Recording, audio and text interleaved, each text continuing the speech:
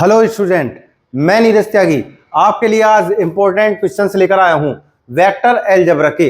इसमें क्या है, वेक्टर अलजेब्रा में आपको 1 मार्क्स क्वेश्चन है, 2 मार्क्स क्वेश्चन है, 3 मार्क्स हैं, 5 मार्क्स हैं और केस बेस्ड स्टडी क्वेश्चन हैं। It means competency based question हैं। आपको इसमें ये सारे जो क्वेश्चन हैं ये एग्जाम ओरिएंटेड हैं, यानी कि बोर्ड एग्जाम में आने वाले क्वेश्चन इन्हीं में से एक होंगे, ये मेरी गारंटी है। चलिए देखते हैं हम क्वेश्चन नंबर फर्स्ट की तरफ चलते हैं। क्वेश्चन नंबर फर्स्ट है define position vectors and direction cosine. सबसे पहले पोजीशन वेक्टर देखते हैं। If P is a point in a space in x y plane, x y z plane, x y z plane में अगर P आपका कोई point है और उसके कोऑर्डिनेट एक्स वाई जेड हैं, देन तब इस पॉइंट का जो पोजीशन वेक्टर होगा OP, उसको हम इस तरह से लिख पाएंगे OP equal xi plus yj plus zk, where I, j, k are unit vectors along to direction x, y and z.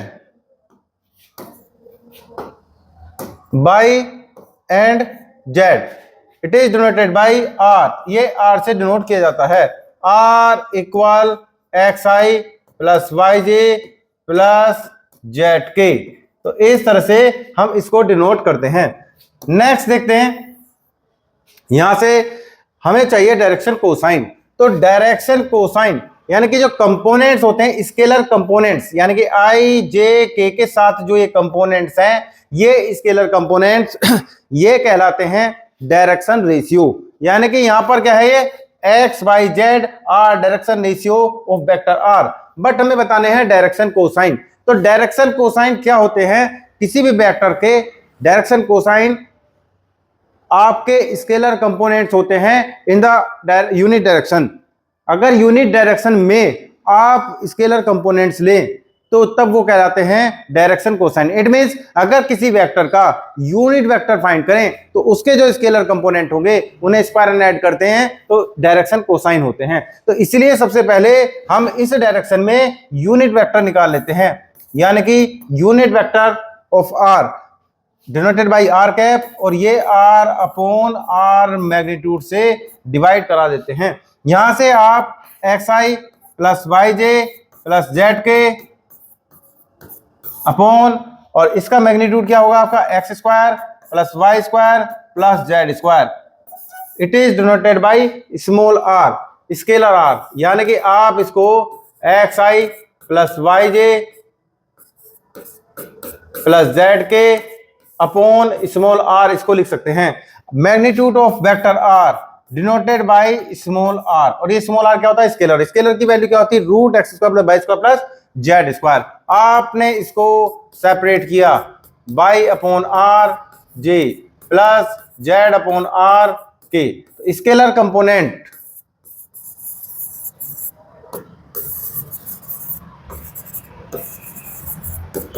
Of vector r cap r वो क्या होंगे, x upon r, y upon r and z upon r. These are called direction cosine of vector. ये vector के direction cosine होते हैं। तो इस तरह से अगर किसी वेक्टर के डायरेक्शन कोसाइन फाइंड करने हैं तो उसके अलोंग आप यूनिट वेक्टर फाइंड करें और उसके कंपोनेंट लें तो आपको वो डायरेक्शन कोसाइन मिल जाएंगे। नेक्स्ट देखते हैं question number 2। Question number 2,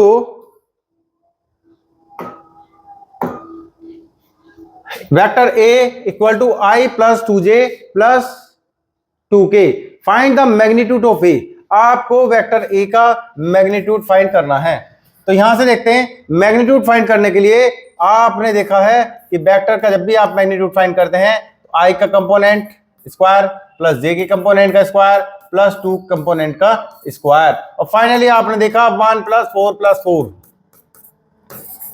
finally root 9, यानी कि ये आपके पास आया 3। Vector A component of vector A, sorry magnitude of vector ए क्या है आपके पास 3 आया है। तो यानी कि ये अभी 1 मार्क्स के क्वेश्चन चल रहे हैं जिनमें जो आपको 1 मार्क्स के क्वेश्चन आते हैं। चलिए देखते हैं, ये भी 1 मार्क्स क्वेश्चन है, 1 मार्क्स में ही आता है। चलिए देखते हैं, find a unit vector in the direction, इस डायरेक्शन में आपको यूनिट वेक्टर फाइंड करना है। लेट, पहले आपने वेक्टर ए लेट किया 3i minus 4j plus 12k, तो हमें यहाँ यूनिट वेक्टर के लिए ए मैग्नीट्यूड की नीड होगी। इसका मैग्नीट्यूड फाइंड किया 3 square plus minus 4 square plus 12 square, और यहां पर रूट किया। 3 स्क्वायर की वैल्यू 9, 16, 1, 44, यहां से रूट लिया 169, और यहां पर हमने 13, यानी कि इसका मैग्नीट्यूड फाइंड कर दिया। हमें फाइंड करना है unit vector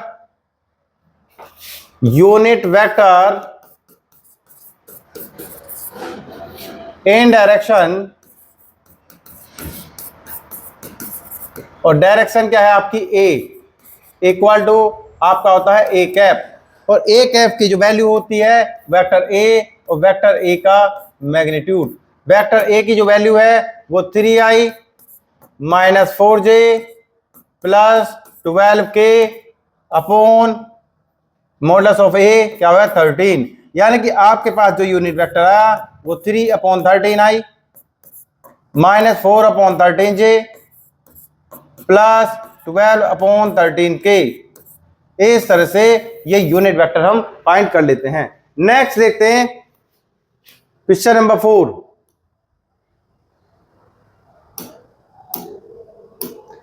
the projection of a vector a on projection of vector b, sorry projection of vector a on vector B.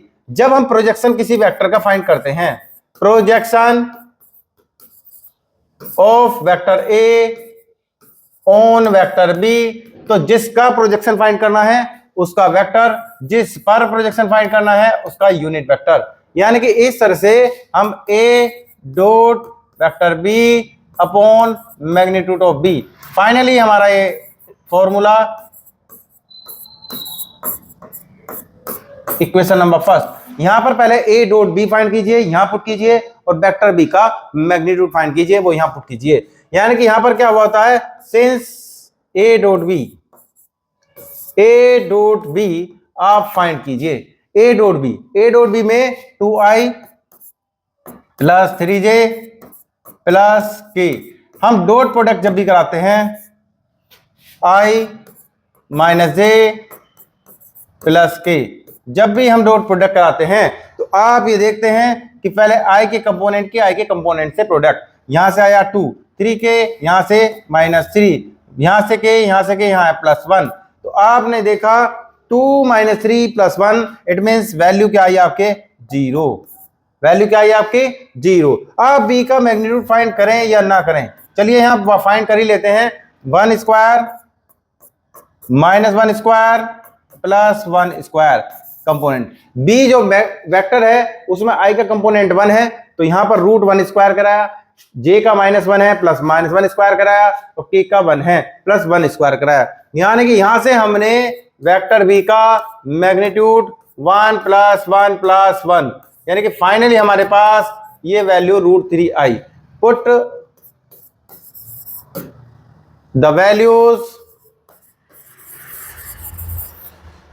a dot b and modulus b in first equation में ये value हम put कर देते हैं। तो projection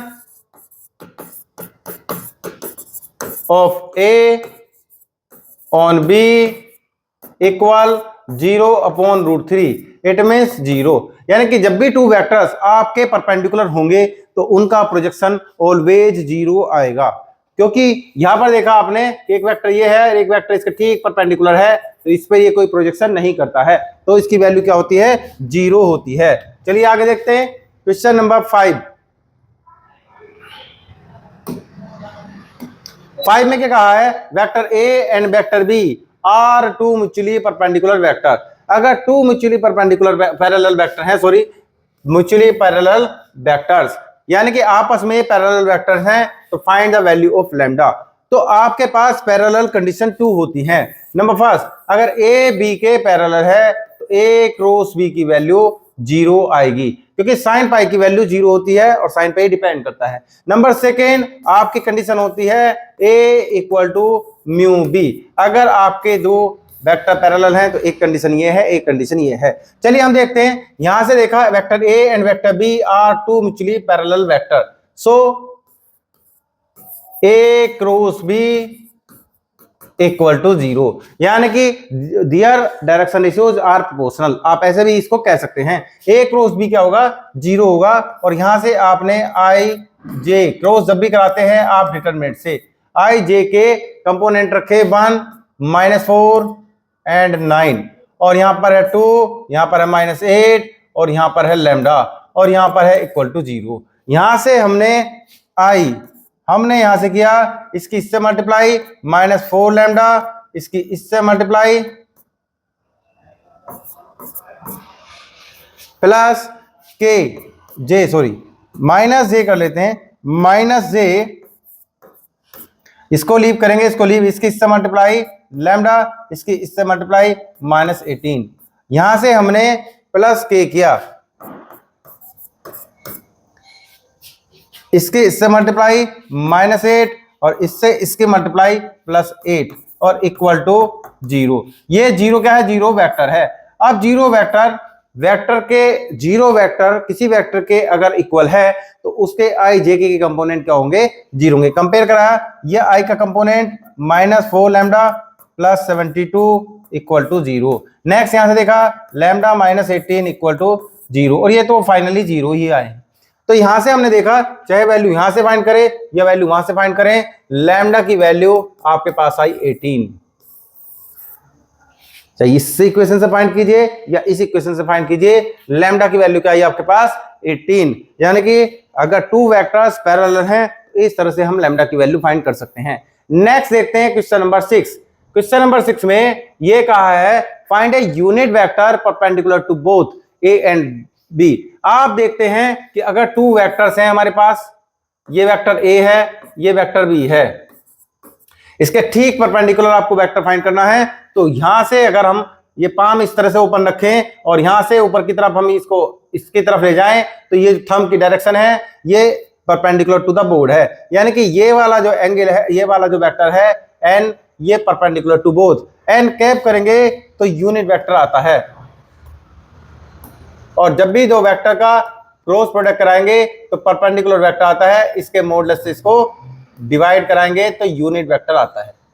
जब भी two vectors की क्रॉस प्रोडक्ट कराएंगे तो ठीक एक परपेंडिकुलर वेक्टर आएगा, जैसे ही उसके मॉडुलस से उसको डिवाइड कराएंगे तो एक यूनिट वेक्टर आएगा परपेंडिकुलर टू बोथ। अगर हम इस पाम को एक ही तरफ फेस करते हैं और इस तरह से हम वेक्टर्स का रोटेशन देखते हैं तो ये हमारे थंब की डायरेक्शन किधर है, इनसाइड द बोर्ड है। तो यानी कि ये जो वेक्टर होगा ये परपेंडिकुलर तो होगा बट ये इनसाइड द बोर्ड होगा, बोर्ड के बैक साइड में जाएगा। तो यानी कि ये वो वेक्टर है जो एन कैप से ठीक अपोजिट में है, और ये एन कैप है, ये माइनस एन कैप होता है, और इसकी जो वैल्यू है वो बी क्रॉस ए। देखिए जब हम इससे ए पर हमने हाथ रखा था और पाम को हमने बी की तरफ लिया था तो इस तरह से लिया था, तो ए क्रॉस बी लिया था। जब हमने यहां से लिया पाम को बी की तरफ रखा और बी से स्टार्ट किया तो बी क्रॉस ए लिया है, और हम इससे इसको मैग्नीट्यूड से डिवाइड कराते हैं। इस तरह से इन दोनों की डायरेक्शन आपस में अपोजिट होती है। यानी कि अगर कोई भी टू वेक्टर्स दे रखे हैं, उनके परपेंडिकुलर वेक्टर आप फाइंड करते हैं तो टू वेक्टर्स आते हैं, एक एन कैप और एक माइनस एन कैप, दोनों की डायरेक्शन अपोजिट होती है। चलिए देखते हैं, जैसे यहां की हम बात करें तो ये है आपका ए, लेट किया हमने i + 2j + k। Vector B हमने फाइंड किया 2i - j + 3k। अगर हम परपेंडिकुलर वेक्टर की बात करें तो दोनों का क्रॉस कराएंगे, a cross b equal i j k। यहां से हमने कंपोनेंट लिए 1 2 1 2 -1 3, और यहां से हमने इनको सोल्व कराया। सोल्व कराने के लिए पहले i के कंपोनेंट लिए, इसकी इससे मल्टीप्लाई 6 और इसकी इससे मल्टीप्लाई +1, और यहां से लिया -j, यहां से इसकी इससे मल्टीप्लाई 3 और इससे इसकी मल्टीप्लाई -2 और +k। अगर यहां से हमने लिया इसकी इससे मल्टीप्लाई -1, इससे इसकी मल्टीप्लाई -4, और यहां से 7i minus J plus minus 5k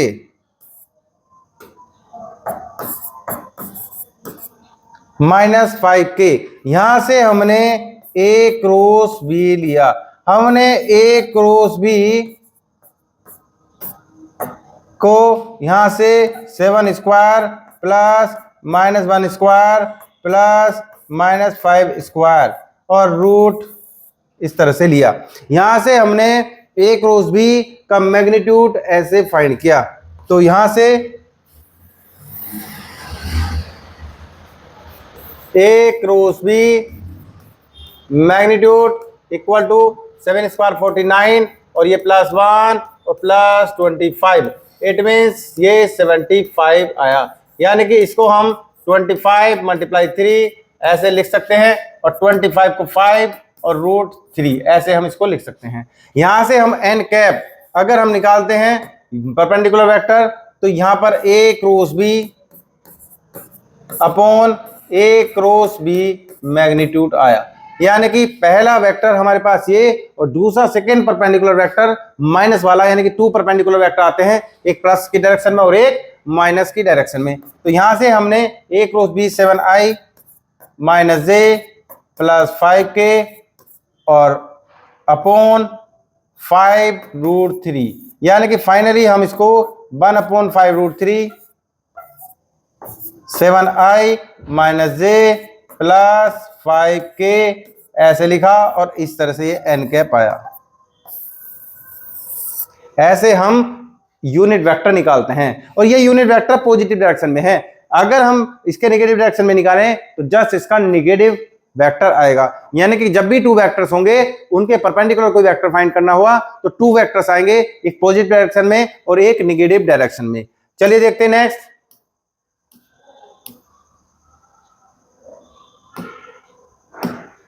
right component form of a vector joining this. ये वेक्टर है, मान लीजिए पॉइंट ए है और ये वेक्टर ये पॉइंट बी है। हमने O A let OA and OB B the position vector of point A and point B। तो यहां से इसका component I plus 2J plus 3K, यानी कि जो A पॉइंट के जो कोऑर्डिनेट है उसको हमने I के साथ लिखा, सेकंड को J के साथ और थर्ड को K के साथ। इसी तरह से OB 3I plus J plus 2K, यानी कि OA OB इस तरह से पोजीशन वेक्टर फाइंड किए। अगर हम AB फाइंड करें तो OB माइनस OA, यानी कि लास्ट वाले पॉइंट का पोजीशन वेक्टर पहले लिखते हैं, फर्स्ट वाले पॉइंट का पोजीशन वेक्टर बाद में लिखते हैं। और इस तरह से हम इसका OB 3I plus J plus 2K minus I plus 2J plus 3K, और यहां पर हमने माइनस किया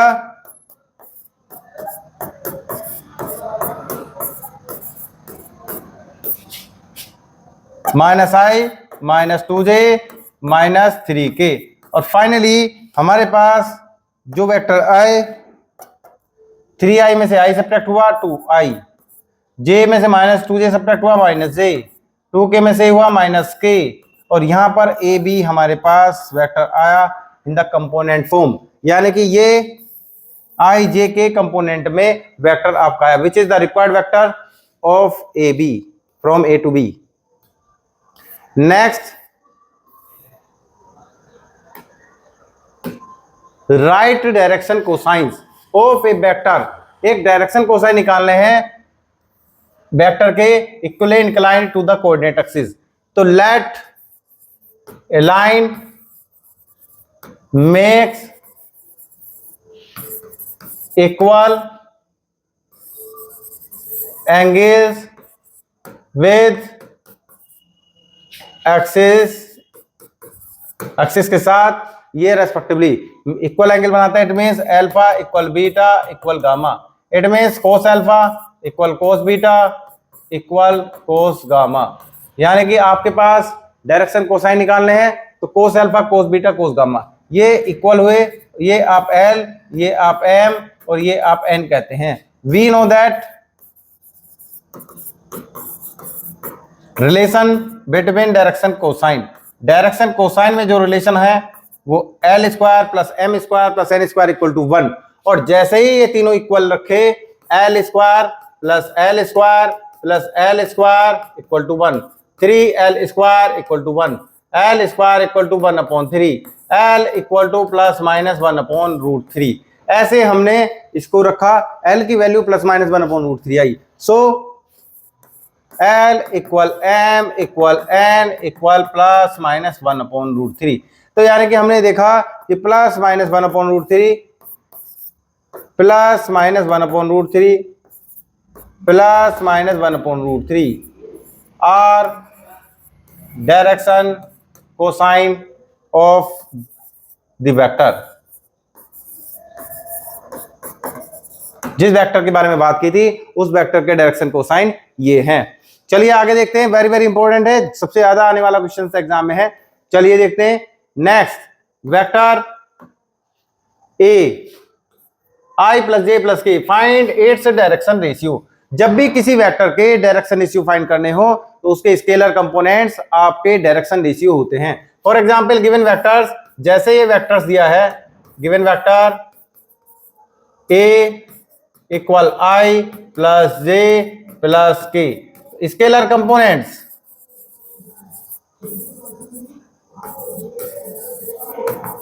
of A are 1 1 1।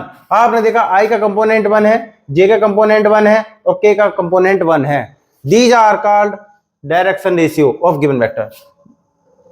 That implies 1 1 1। यही scalar components are direction ratio.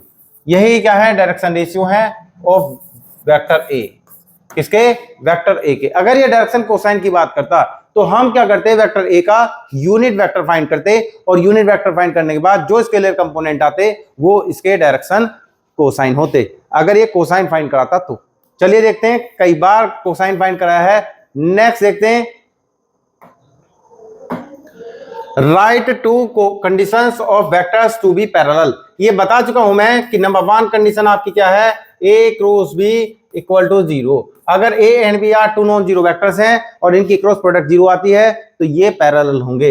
Next second, अगर आपके पास 2 वेक्टर पैरेलल है तो equal to any scalar b, यानी कि a equal to lambda b. इस तरह से ये वेक्टर्स की सेकेंड कंडीशन है जो पैरेलल शो करती है, पैरेलल की कंडीशन। और एक ये है और एक ये है, क्रॉस प्रोडक्ट 0 या फिर ये। तो इस तरह से there are 2 conditions here. Next, vector a 2 marks question है, वेक्टर बी और यहां पर ए प्लस बी और ए माइनस बी, ये वेक्टर फाइंड करने हैं। तो सबसे पहले देखते हैं given vectors,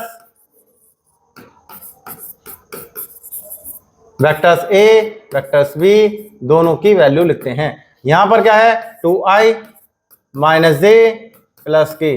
next 3i plus 4j minus 5k। Next आपको नंबर फर्स्ट फाइंड करना है a प्लस बी। तो प्लस जब हम कराते हैं तो इसके केवल करस्पॉन्डिंग जो कंपोनेंट है उनको ऐड करा देंगे। तो यहां पर 2 में 3 ऐड करा, i के कंपोनेंट i में इट मींस 5i, j के कंपोनेंट j में प्लस 3j, k के कंपोनेंट k में माइनस 4k। यहां से हम इसको a minus b, a minus b कराएंगे, a में से b सब्ट्रैक्ट करेंगे, a में से b सब्ट्रैक्ट करेंगे तो यहां माइनस करेंगे माइनस i, इसको सब्ट्रैक्ट करेंगे माइनस 5j, इसको सब्ट्रैक्ट करेंगे प्लस 6k। यहां से ये माइनस माइनस प्लस, इसमें सब्ट्रैक्ट करेंगे तो प्लस 6k। इस तरह से हम यहां पर 11 a plus b and a minus b, इस तरह से हम इसको प्लस और माइनस कराते हैं। चलिए देखते हैं नेक्स्ट क्या कहा? Find the scalar components of A along to B. A vector है, along B scalar component find करने हैं। तो सबसे पहले एक वेक्टर आपके पास ए है, एक वेक्टर आपके पास बी है। समझ लीजिए ये वेक्टर बी है और ये वेक्टर ए है। तो इसके अलोंग यानी कि ये स्केलर कंपोनेंट्स, यानी कि यहां पर हम क्या करेंगे, ए डॉट बी कैप, यानी कि जिसके का वेक्टर जिसके अलोंग चाहिए उसका यूनिट वेक्टर लेंगे और दोनों की डॉट प्रोडक्ट करा देंगे। तो यानी कि अगर आपको ए वेक्टर का बी वेक्टर के अलोंग स्केलर कंपोनेंट चाहिए तो आप ए वेक्टर तो एज इट इज लेंगे, जिसके अलोंग चाहिए उसका बी यानी कि यूनिट वेक्टर लेंगे। तो यहां से हमारे पास फॉर्मूला होता है स्केलर कंपोनेंट्स, जैसे आप निकालते हैं प्रोजेक्शन, सेम वही है, scalar components of A along b equal vector a dot b cap, it means vector a dot b upon modulus of b. आप फाइनली यहां पर इनकी वैल्यू रखिए। यहां देखते हैं vector a 3i plus 4j dot 6i plus 8j 6i plus 8j का magnitude. यहां से हम इनकी डॉट कराएंगे, यहां से गया 18, यहां से गया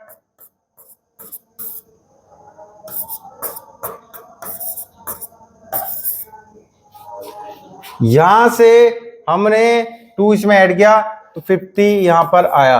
यहां पर रूट निकालने के लिए हम इसके फैक्टर देख सकते हैं, पहले 2 मल्टीप्लाई 3 स्क्वायर प्लस और 8 के 2 मल्टीप्लाई 4 स्क्वायर। यहां से आपने देखा दोनों में से 2 स्क्वायर कॉमन है, तो हम इस 2 स्क्वायर को बाहर लाएंगे तो रूट से बाहर 2 आएगा। 3 square plus 4 square, it means यहां से ये कट हुआ 25 और यहां पर नीचे आपने देखा 3 स्क्वायर 9, 4 स्क्वायर 16, ये आया 25।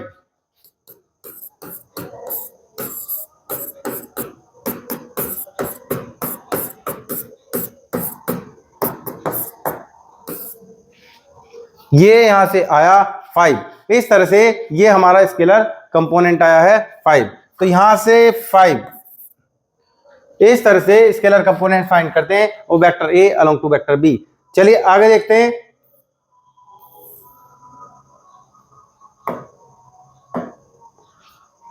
If vector A and vector b find the angle between them, जब भी 2 वेक्टर्स का एंगल फाइंड करना हो तो हमारे पास डॉट प्रोडक्ट का फॉर्मूला है वेक्टर ए का magnitude and magnitude of b cos theta, यानी कि यहां से हम कोस थीटा वैल्यू फाइंड करें तो ए dot b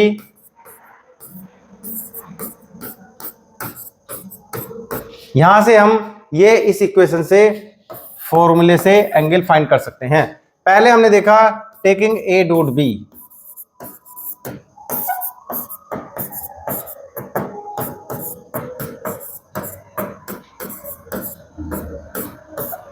dot 2i minus जे प्लस के, यहां से हमने डॉट किया तो यहां से i के कंपोनेंट 1, यहां के कंपोनेंट 2, तो यह 2, यहां से -1 और यहां से +1, दोनों कैंसिल हुए, वैल्यू i2। ए का मैग्नीट्यूड फाइंड करते हैं, मैग्नीट्यूड ऑफ ए के कंपोनेंट 1 1 1, यानी कि आपने लिखा 1 square plus 1 square plus 1 square और यहां से आया रूट और वैल्यू क्या आई √3।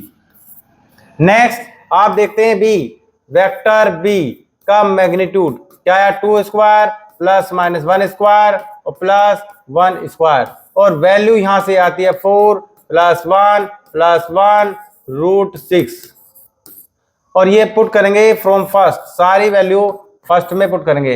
यहां से देखते हैं equation number first cos theta a dot b, आपने फाइंड किया 2 magnitude of a √3 magnitude of b √6 और इस तरह से फाइनली हमारे पास वैल्यू क्या है यहाँ पर 6 × 3 18, हम इसको लिख सकते हैं 9 × 2, तो फाइनली हमारे पास जो वैल्यू आई 2/3 √2, यानी कि फाइनल √2/3, यानी कि यहां से आपने देखा थीटा की वैल्यू कोस इनवर्स √2/3, इस तरह से ये हमारा एंगल आ जाता है। चलिए देखते हैं आगे, देखते हैं हम यहां से हम पहले देख लेते हैं, हमारे पास आई ए था, बी ए था, बी ए था, दोनों की डॉट प्रोडक्ट कराई 2, इसकी प्रोडक्ट कराई -1 और इसकी प्रोडक्ट कराई +1, ये कैंसिल रहा, ऊपर रहा 2। ए डॉट बी की वैल्यू 2 आई, हमने ए का मैग्नीट्यूड फाइंड करा है √3 और बी का मैग्नीट्यूड फाइंड करा है हमने √6, दोनों को वैल्यू रखी और सोल्व करा। सोल्व करने के बाद √2/3 ये वैल्यू हमारे पास आई, तो theta equal to cos inverse √2/3, ये एंगल इनका आ जाता है। चलिए देखते हैं आगे क्वेश्चन नंबर 14। और 14 को मैं भी बता चुका था कि जब भी आपको प्रोजेक्शन निकालना हो, जब भी आपको प्रोजेक्शन निकालना हो तो projection of a on b, जिसका प्रोजेक्शन निकालना है उसका वेक्टर, जिस पर प्रोजेक्शन निकालना है उसका unit vector, a dot b upon magnitude of b. Equation number first, आपके पास ए बी गिवन है, आप ए डॉट बी फाइंड कीजिए, बी का मैग्नीट्यूड फाइंड कीजिए, वैल्यू रखिए, आपका प्रोजेक्शन वेक्टर आ जाएगा। अभी आपने इसी तरह से क्वेश्चन किया था। चलिए आगे देखते हैं।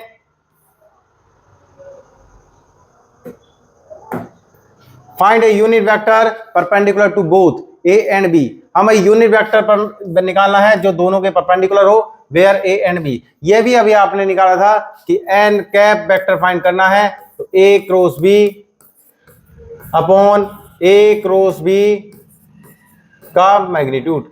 यूनिट वेक्टर निकालना, पॉजिटिव डायरेक्शन में निकालना है तो प्लस आएगा और निगेटिव डायरेक्शन में माइनस आएगा, तो आप क्रॉस प्रोडक्ट कराकर यहां वैल्यू रखेंगे और यहां इनका मैग्नीट्यूड की वैल्यू रखेंगे, इस तरह से यूनिट वेक्टर आ जाएगा। नेक्स्ट देखते हैं क्वेश्चन नंबर 16। ये क्या है, a and b are not perpendicular vector, ये परपेंडिकुलर वेक्टर नहीं है, ये इसमें शो करना है, नोट लिखेंगे, नॉट परपेंडिकुलर वेक्टर। और परपेंडिकुलर वेक्टर कौन से होते हैं, जो नॉन जीरो हो और जिनकी प्रोडक्ट जीरो हो, ये परपेंडिकुलर वेक्टर कहलाते हैं। और अगर उनकी डॉट प्रोडक्ट जीरो नहीं है तो वो परपेंडिकुलर नहीं कहलाएंगे। गिवन वेक्टर्स, वेक्टर बी, यहां से हम ए डॉट बी चेक करते हैं, यहां से i - 2j प्लस के, यहां से हमने ए की वैल्यू पुट की, डॉट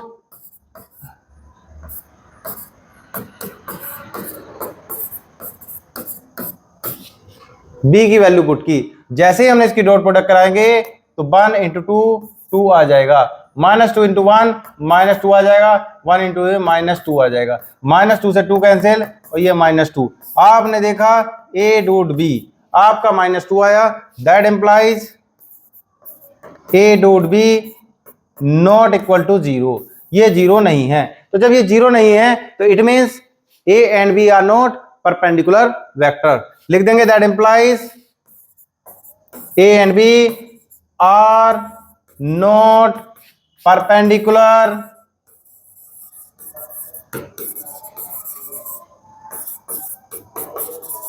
वेक्टर, तब ये परपेंडिकुलर वेक्टर नहीं है वेक्टर्स। इस तरह से 16 क्वेश्चन तक हमने कर लिए हैं।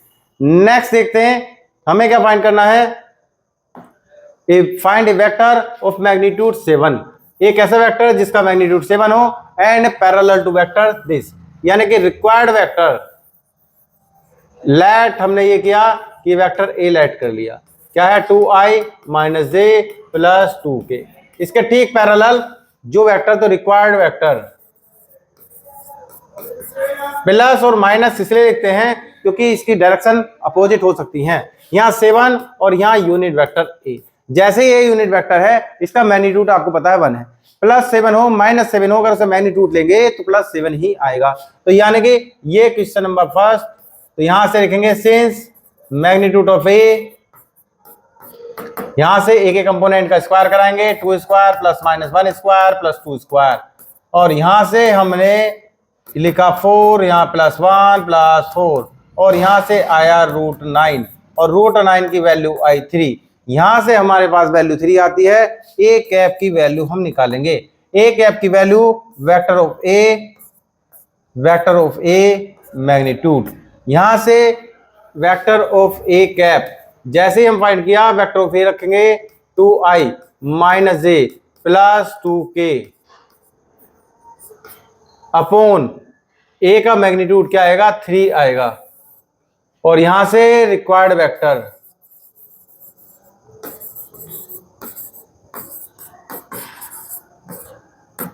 Equal to plus minus 7 2i minus J plus 2k upon 3, यहां से plus minus 7 upon 3 2i minus जे प्लस 2k, ये हमारे पास वेक्टर आ जाता है।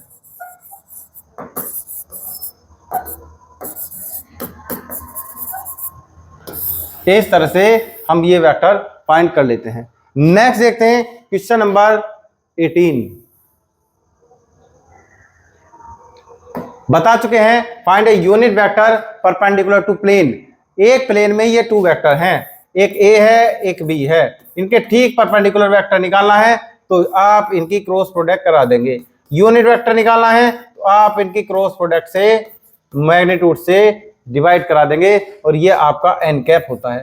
इसके अपोजिट इसका नेगेटिव डायरेक्शन में होता है तो आपको यहाँ एन कैप फाइंड करना है a cross B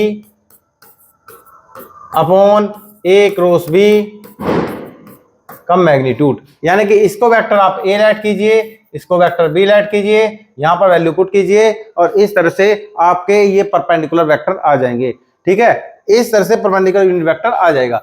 next very very important है, कई बार पूछा गया एग्जाम में क्वेश्चन है। यहां से देखते हैं question number 19। If a b c, ये 3 मार्क्स तक में क्वेश्चन आया है।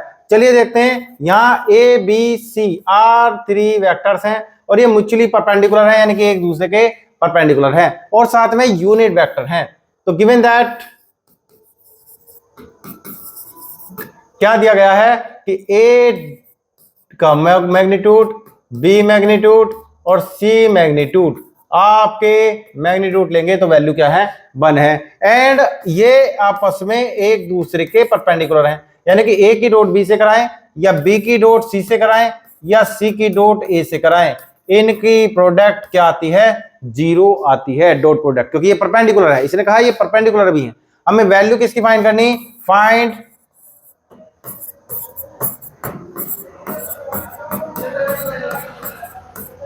मैग्नीट्यूड। जब भी इस तरह के वेक्टर्स हमें दे रखे हों, प्लस माइनस करके दे रखे हों और साथ में उनके कंपोनेंट्स आई जे के में नहीं दे रखे हों, तो हम इसको क्या करते हैं, टेकिंग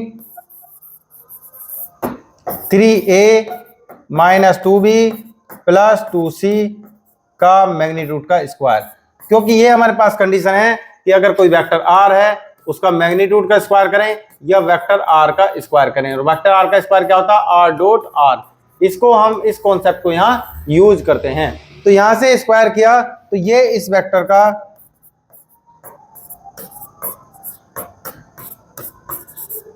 स्क्वायर हुआ, और वेक्टर का स्क्वायर का मीनिंग क्या है कि आपका ये इनकी डॉट प्रोडक्ट हुई 3a minus 2b plus 2c dot 3a minus 2b plus 2c ऐसे करके हुई।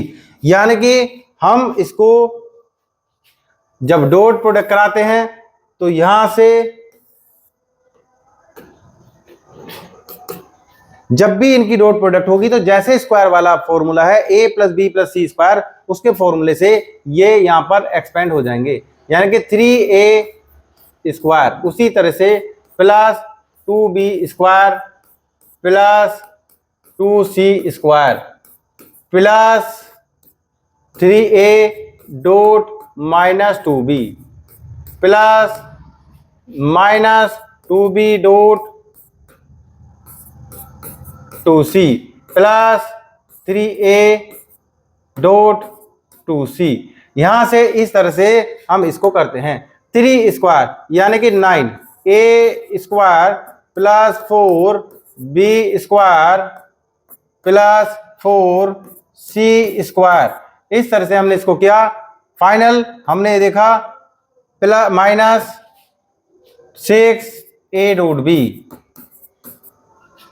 Minus 4b.c plus 6a.c using result first result को हम यूज करते हैं और यहां पर देखते हैं डॉट प्रोडक्ट जो है अपोजिट वाली 0 हो जाती है और यहां से क्या आता है 9, ये वेक्टर ए है इसका स्क्वायर है इसके मैग्नीट्यूड का स्क्वायर, प्लस 4 है बी के मैग्नीट्यूड का स्क्वायर, प्लस 4 है सी मैग्नीट्यूड स्क्वायर और बाकी a dot b dot c और सी डॉट ए क्या हो जाते हैं 0 हो जाते हैं। वेक्टर ए मैग्नीट्यूड स्क्वायर क्या होगा 1 होगा, प्लस 4 ये क्या होगा 1 होगा, प्लस 4 ये क्या होगा 1 होगा, 9 प्लस 4 प्लस 4 यानी कि 8 4 प्लस 4 8 प्लस 9 17 यानी कि यहां से हमने वैल्यू फाइंड की 3a minus 2b plus 2c का मैग्नीट्यूड का स्क्वायर, आपके पास वैल्यू आई 17। हमें वैल्यू निकालनी है इसकी, ये है स्क्वायर तो हम इसका स्क्वायर रूट ले लेंगे। यानी कि नेक्स्ट पेज पर अगर हम देखें तो हमारे पास क्या है 3a minus 2b plus 2c का मैग्नीट्यूड यहां पर आया 17 और ये 17 आया इसका स्क्वायर, तो हमें वैल्यू फाइंड करनी है 3a 2b प्लस 2c और इसके मैग्नीट्यूड की, तो वैल्यू क्या आ गई रूट 17, ये इसकी वैल्यू आ गई। इस तरह से हम इन वैल्यूज को निकालते हैं।